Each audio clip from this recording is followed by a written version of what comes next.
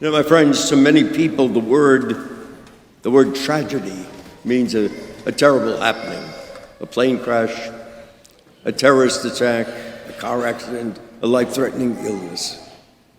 The possibilities are endless, and each of these happenings can be accurately defined as tragic. But tragedy has another meaning. It can also mean something good that could have happened, should have happened, but did not happen. Our gospel passage today tells a story about such a tragedy. Early in his ministry, Jesus returned to his hometown of Nazareth, and he was teaching in the synagogue. And his presence drew a standing room only crowd. Nazareth had a famous son, and everyone wanted to hear what he had to say. As we heard initially, everyone was astonished.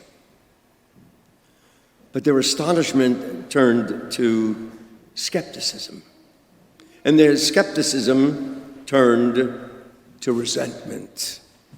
Who did this carpenter's son think he was, trying to teach them? And one by one, they closed their hearts and their minds to him. Something that started out with such a great promise ended in tragic disappointment. Jesus was there in Nazareth with all of his power to heal, to help, to save. And people there who desperately needed what Jesus had to give closed their hearts and their minds to him. Something good could have happened, should have happened, but it never did. Sadly, that is the other kind of tragedy. Jesus could not work any miracle there. So much did the people's lack of faith trouble him. So, my friends, it seems that the power of God awaits the cooperation of people. In our own day and age, we're slowly beginning to understand how the very continuation of God's creation requires human cooperation.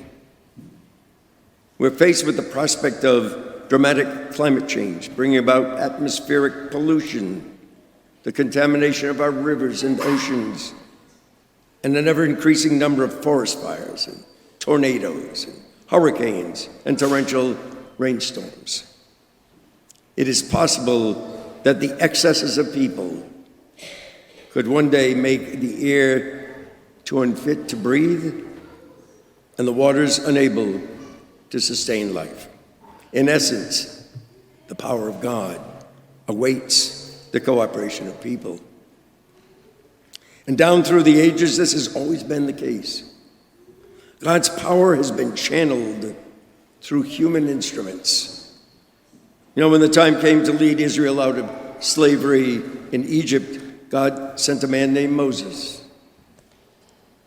To bring his son into the world, God chose a peasant girl named Mary. To spread his gospel around the world, God chose a group of ordinary men and women. It is still that way in our own day and age.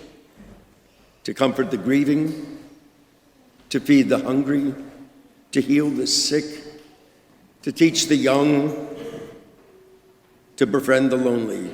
God uses people, ordinary people like you and me. Almost without exception, the power of God awaits human cooperation. And it was here in Nazareth that the hands of Jesus were tied by the people's lack of faith. He was frustrated by their sick and twisted minds. The distrust and the contempt of the people actually short-circuited the power of Jesus. What was their problem? Why did the people of Nazareth look at Jesus through the eyes of unbelief and hearts filled with resentment? It was a classic case of familiarity breeding contempt. They knew this young man. They knew his mother and most of his relatives. He was nothing but the village carpenter. Why should they listen to him? You know, my friends, truth comes into our lives from many different sources, but the most unexpected source, the one we are least likely to hear and listen to, is the person who is most often the one nearest to us. So to all young people, I say this: open your hearts and your minds and listen. Listen to what your parents and grandparents and teachers are saying to you. They may be wrong, but they just could be right. They may be just telling you something about life that you very much need to hear. And to all parents and older people like myself, I say to us, let us open our hearts and our minds and listen to the youth. Listen to them, because they may just be telling us something about life that we very much need to hear. You know how sad it would be to miss the truth about life because it is spoken by a person so well known to us. You know, as I said at the beginning, tragedy is something bad that happens. But just as often, it is something good that could happen, should happen, but does not happen because we fail to cooperate with the power of God. If we would hope to do just that, my friends, then we have to really cultivate the habit of listening to one another.